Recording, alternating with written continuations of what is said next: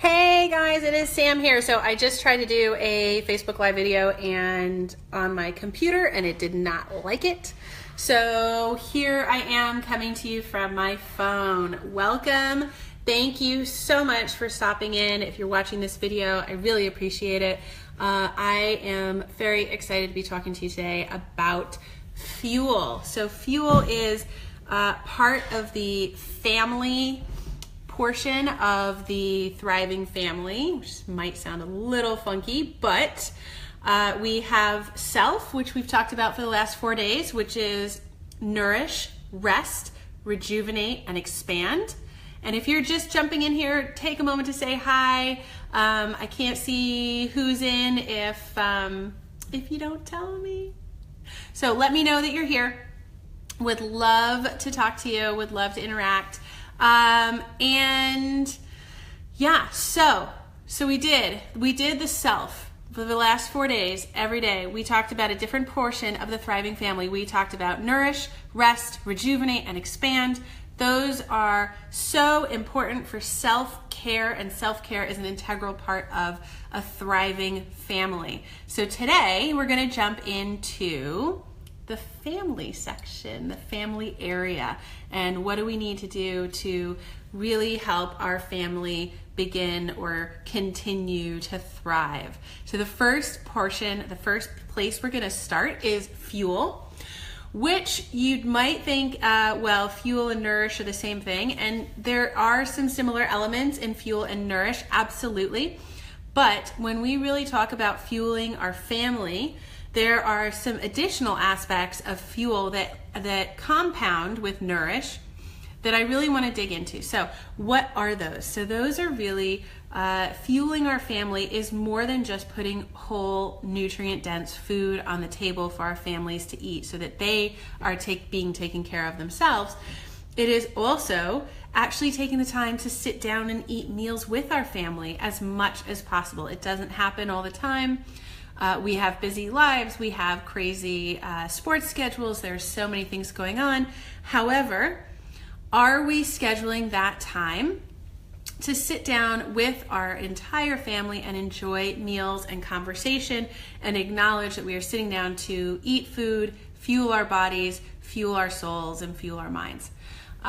So that is a big portion of it. And there is actually some incredible research that's been done on how our kids' eating habits are influenced by our eating habits. And if we actually take the time to sit down and eat dinner with our kids on a regular basis, they are going to be more likely to eat the food that we eat. They are going to at least try the food, and if they don't like it immediately, there's a better chance that they are going to grow up and eat that food themselves. So eating meals with our family is a really, really important piece of fueling our family and fueling our individual bodies. So that's one piece of the thing. The other pieces, some of the other things I want to talk about is actually taking the time to prepare and select and prepare foods together. It doesn't always happen. It's not going to happen every single day. Sometimes we are crazy busy and we just need to get into the kitchen, make it, and get it on the table and get out. But when we do have the time, and what time can we give to allowing everybody in our family to take some roles and responsibilities that are all around fueling our family, so that everybody in the family can take some pride in fueling our family and taking care of the family. Because even small children want to help. We all know, they all want to help, they all want to be around us and be near us. And so things that you can do is as simple as letting your children set the table, even if it's not quote unquote exactly right, even if they don't get the fork on the right side or whatever it is, it doesn't matter. Let them help set the table. One of the things that I do, and since I'm in the kitchen, I'm going to show you, one of the things that I do for my daughter, I'm going to turn this around. Just a moment. Okay, so this is where we keep our plates and silverware and stuff and whatnot. All of the silverware is at a height that my daughter can reach it, and all of the plates, I have stuff in the dishwasher right now, but all the plates and the bowls are also at low heights that my daughter can safely reach them. So she is actually able to set the table. She's able to get bowls. She's able to pull out knives and forks. She knows where the napkins are, and she can make that happen. And that brings her a lot of pride. She really, really enjoys doing that. She's so proud of herself, and I'm so proud of her for helping out. The other thing, and I'll get up and show you again since I'm in the kitchen. The kitchen is my office, by the way. Another thing we do is we have kid-safe knives. This one got soaked in turmeric and I could never get it out. They are plastic. They are by Little Chef, or Curious Chef, excuse me. They won't cut you. I'm pushing my finger on there pretty hard.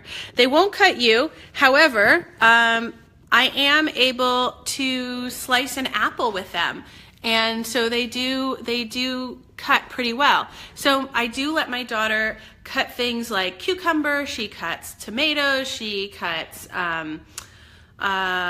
banana, all sorts of things. She cuts. And then the other newest skill that she has that she is so proud of is cracking eggs. I give her bowls. She gets like one small bowl for each person, and she cracks the right number of eggs into the bowl, and then I just pour that into the fry pan. So fueling our body is it's so much more than just serving nutrient-dense, delicious food. It is really about fueling the other neurological aspects, the other camaraderie and family building, confidence building, pride building pieces of fueling and caring for our family, because truly everybody in the family wants to do their part. Some are more interested in kitchen activities than others, but doing some small parts to say, yes, I am part of this family. I am fueling my family. I'm helping take care of my family. So those are some things that I really want to dig into. I don't, there definitely, I will say, I am the driver with the food in my family. I do most of the grocery shopping. Hey, Shelly.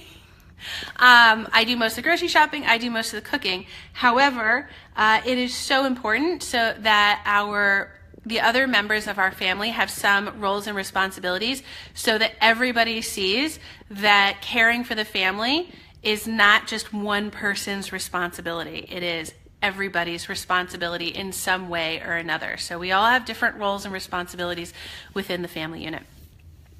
So that is a little bit more about fueling the family, eating meals together, selecting and preparing meals together when you can, taking your kids to the farmers markets when you can, showing them how to cook food, because you are not going to be their line cook when they go off to college or join the military or take on their adult lives. You're not going to be their line cook, and if they don't know how to cook, that's going to be a problem.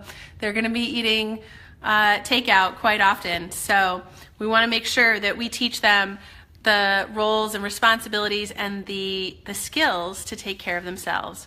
Mwah! Kisses to you, Shelly. Thank you. I just got my eyebrows done, by the way. Very excited. They just got waxed and filled in. The gray hair has not gotten filled in, but everything else has. So that is fueling the family. So tomorrow we're going to talk about move. Move is the next part of the family and building a thriving family. I am so excited that you were able to join me. Thank you guys so much. Thank you for watching this if you are coming on after it's recorded. I really, really appreciate it. And if you have not shared this, shared any of our Thriving Family videos on your page, I would love it if you would just hit the little share button after we're done and share this with some other people who might be struggling in their self-care and family care activities and might need a little bit of inspiration, a little bit of support, and maybe a little happy place to come and get all of those things and more. So that would be awesome. Thank you so much. I just want to say we launched this last Thursday. And we are almost at 100 people in the Facebook page, which is amazing. I will tell you, I want 1 million people in this Facebook page that are here to find support. And thanks, Shelly.